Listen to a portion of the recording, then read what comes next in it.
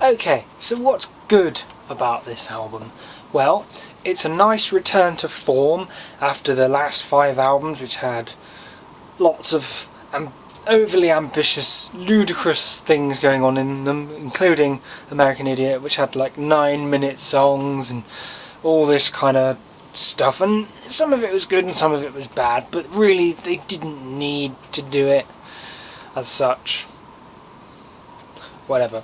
Anyway, so this album is a return to form. It's gone right back to basics. There's guitar, bass and drums, and obviously vocals. The lyrics are mostly political, but they're stylised in such a way that you can sing along to them and they're enjoyable and they don't feel overly preachy or anything like that. It doesn't go into the in-depths of politics. It's just basically rebel and stuff. Though what you're rebelling about doesn't seem to matter, so that's all good too. So it's just lots of fun. 12 songs of fun.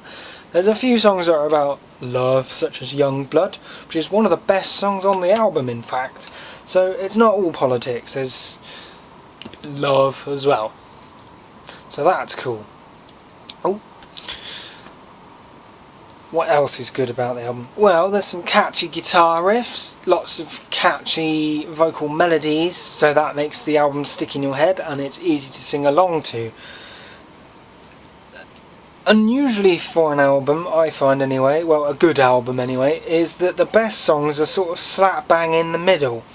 Songs 7, 8, 9, 5, 6, 7, 8 and 9 are the best in my opinion, and probably the first song is the worst, which is certainly unusual for a good album, which this is. The album ends with a Dookie-esque style song called Ordinary World, which is just Billy and his acoustic guitar singing, which is actually pretty good as well. It's a nice ending, it's a surprise ending, it's not like loud and sing along, it's more sort of like humpy dumpy diddly dee, sing along and remember this song, which rhymes. So yeah, it's a solid release, isn't it, Kiara? See, she agrees. And no, I'm not controlling her with my hand. So what's bad about the album? Well, most of the bad side is the production. The production slash mixing is terrible. It's absolutely disgusting. Okay, it's got quiet parts and loud parts, which is called dynamics, obviously we know that.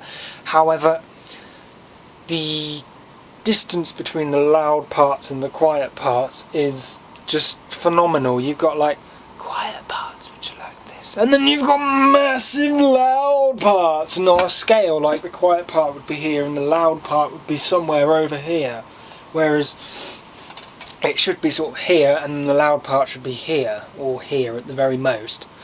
And it lends a very unnatural dynamic to the album. It doesn't sound natural in the sense that it doesn't sound like they've just played hard or anything. It literally sounds like they turned it up and down on the mixer. And guess what? It's probably because that is what they did.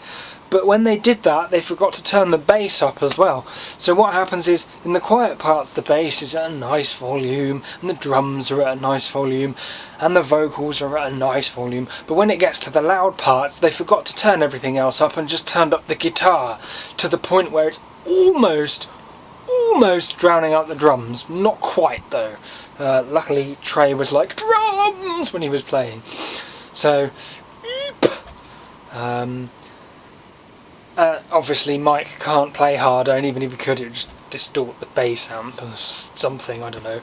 So the bass disappears during most of the album, unfortunately. I mean, it's there, but it's not like listen to Dookie, you can hear what he's playing. In this, he could be playing anything and you wouldn't know. So that's the worst parts of the album sorted, is basically the mixing. They should have shot the guy mixing it and chosen someone else. Whew, got that rant over. Whew. Okay, so what else? I can't really say anything about the bassing because for most of the album you can't hear anything, but I'm sure it was pretty good.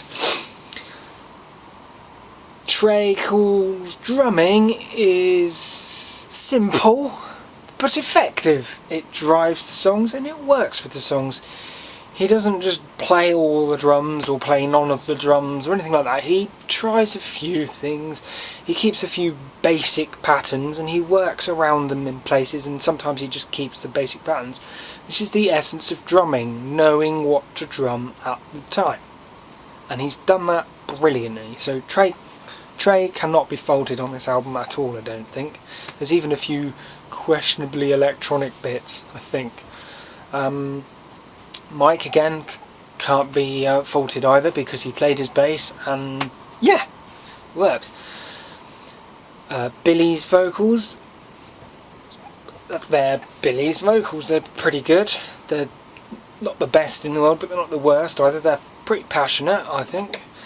And his guitar playing is simple. There's the odd solo-y thing here and that, but most of the time it's just power chords. But he's put them in pretty good riffs. So there we go. That is my opinion on this album.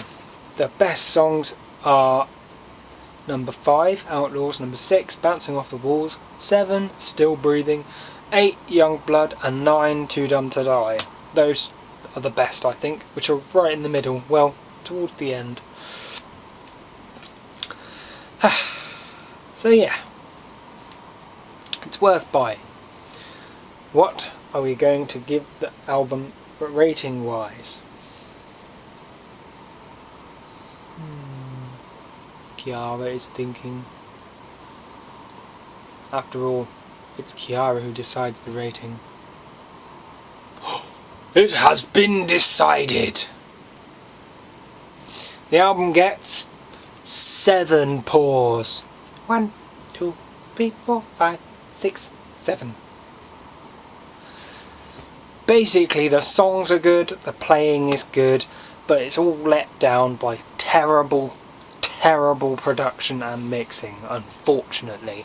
Otherwise, it would have been up there a bit more. And also, a few niggly bits here and there. So, 7 out of 10. It's pretty good. Can you dance to it while drunk? Yes, you can. Thank you for watching. I have been Cubby. And I've been Kiara. And this has been a review on Revolution Radio by Greenday. Coming up soon, we've got some more reviews for Metallica, Animals as Leaders, Kaiser Chiefs, Kings of Leon, Sum 41, and all sorts is coming up. So, we'll see you soon. Bye! Thank you.